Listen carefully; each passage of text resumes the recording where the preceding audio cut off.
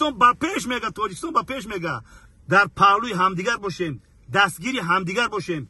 خودی سرور تاجیکستان، تاجیکان جهان، یعنی پیشوای ملت، اساسگزار اصول وحدت ملی میگن که درخت از آب میسبزد، آدم از دعا میسبزد.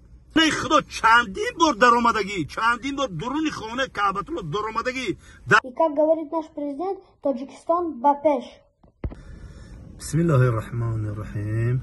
السلام علیکم و رحمت الله و برکاته. برادران قندم، جوانای محترم، نواساکو و حواساکوی قند باباش زنده و سربلند باشین. نواساکوی قند باباش زنده و سربلند باشین. ما ویدیو را بسیار شیره و شربت دار کرده برای نواساکو و حواساکو میگم. زنده باشین، گوش کنین. یک نواسای قند باباش در خطا نکنم در روسیه در شهر کالوگا. این کی است؟ این نواسای قند بابا این محمد یوسفی تاجیک است.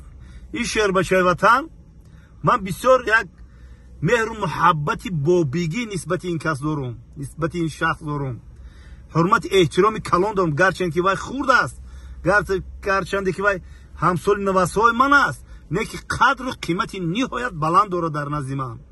انشاءالله با امر خدا در نزد تاجیکستان عزیز من این آینده ها دا یکی از فرزندای فرزانه ملت می شود، برای که یک ذوق و شوقی سپارسمنتی داره، ذوق و شوقی فوتبالیستی داره، ذوق و شوقی پرچم تاجیکستان بلند برداشتن یک افتخار میکنه. خب دو نواره که ایره من تماشا کردم، خب محمد یوسفی تاجیکه بسیار برای که فوتبالیستان مولی در خارج اولی فوتبال نو سر کرده بودن، این کمتر نواری کرد و گفت که انشاءالله با امر خدا غالبیت های ماست، انشاءالله همون غالبیت هم به ما شید. و نوار دویمش هم تماشا کردم که بسیار یک خرسندانه تاجیکستان با پیش گفته است. خب این خیر شعر بچه ها را باید ما دستگیری کنیم و چی گفتنی هستم همچو بابا و برادران قندم چی گفتنی هستم. اگر شما بخواهید که در سینی پیران سالی، یعنی که در سینی که سینی سالی موضوع از 60 بالا است، در این سالا شما فقط راحتی فرزند بینین، چیکار کنین؟ فرزند از روزی تولد شدنش باید تربیه کنین. تربیه فرزند جای یکم دا میشته. تربیه کن در کار، به نظارت گذاشتن در کار نیست. برای که من بسیار تجربه دارم برای به نظارت گذاشتن فرزندا یا که نظارت کردن فرزندا عاقبت رزولتاتش چی میشه. من بسیار سخنها میگم به شما. برای همین برادران قندم همه کاراتون منه ای پای تربیه فرزند شوین.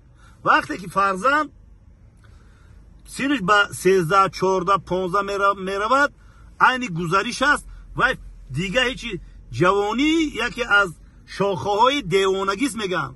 همون محل اینها میتونن که با دیگه سمتا نپرونه خودشون ویران کنن.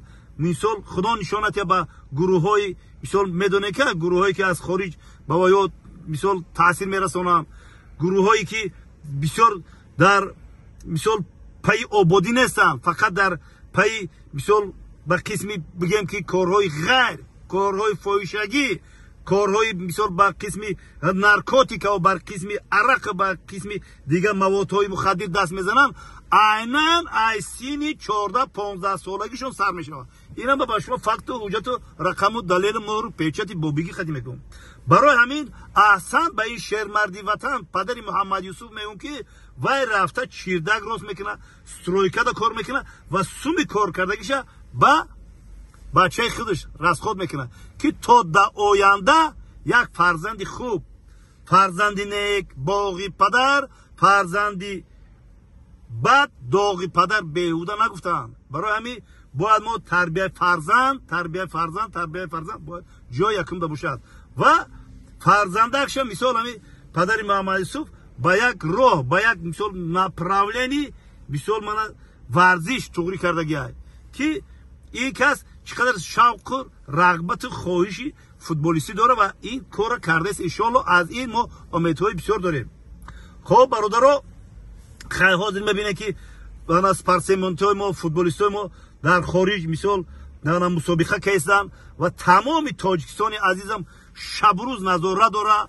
мо мисол хурсандии мардими тоҷик, хурсандии пирони рӯзгордидаву пирони барнодил ҳадду канор надор. аз он ҷумла ман шумо фақат як гапро мефиҳоед. не ман фақат асабам вайрон шуд. бобо зеб намети да ютуб, бобо зеби ту нест, бобо мувофиқи ту нест, бобо ту масҷид бира, ту бира намоз бихон.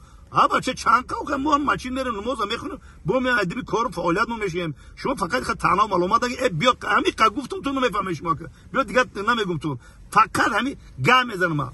хоб ин муҳаммад юсуфи тоҷика мисол агар ман бутонам монтаж карда бутонам наворакоша ман мемонам. агар ютуб боваем накуна, яъне ягон жалб назана, юмонум ёки силкаша мемонам ушқилиб ки данавай кинен, дастгирӣ кинен. муҳаммад юсуфи тоҷики мой вай аймост. вай худаш мега ки ман тоҷикистон ба пеш мега, тоҷикистон ба пеш мега. вай барои тоҷикистон ку чӣ қадар шавқу рағбат дора, барои парчами тоҷикистони баланд бар, вай айноми тоҷико баромад мекуна, гарчанде ки дар россия мебошад. ман аҳсан ба ин падари муҳаммад юсуф, ба бобои муҳаммад юсуф мекунам, ба худи муҳаммад юсуф мекунам ки хел шербачаи ватан тарбия ёфтаиста.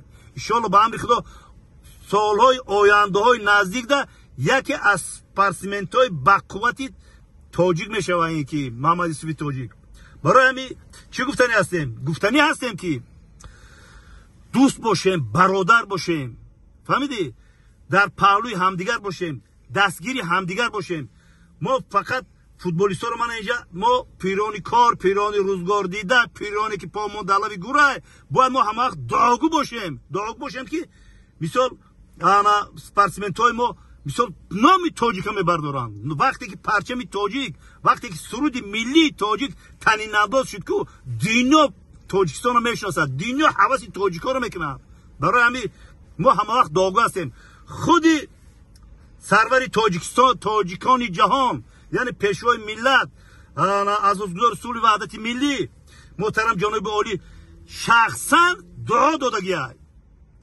абача мегӯянд ки дуо, мегӯянд ки дарахт аз об месабзад, одам аз дуо месабзад. худи ҷаноби олӣ ки дуруни хонаи худо чандин бор даромадагӣ, чандин бор дуруни хонаи каъбатулло даромадагӣ, дар онҷо дуо кардагиай, дуо кардагиай. барои ҳамин тоҷикистон ма ин қадар пешрафт кесдай. дуо дод ман аз спортсментҳои мо мисол ҷои намоёна гирифт.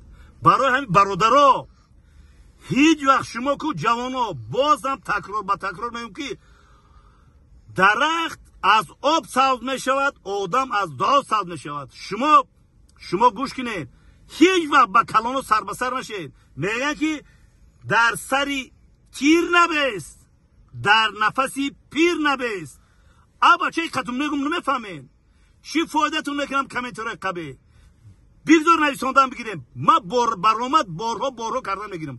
барои ҳамин боз ҳам дуогӯ ҳастем ки худои меҳрубон, аллоҳи пок тоҷикистони азизи мара ҳама вақт ба пеш бошад, ҳама вақт сарсабзу хуррам бошад, ҳама вақт фарзандои фарзонаи миллат ҳама вақт дуогӯ бошанд дар ҳаққи тоҷикистони азизам.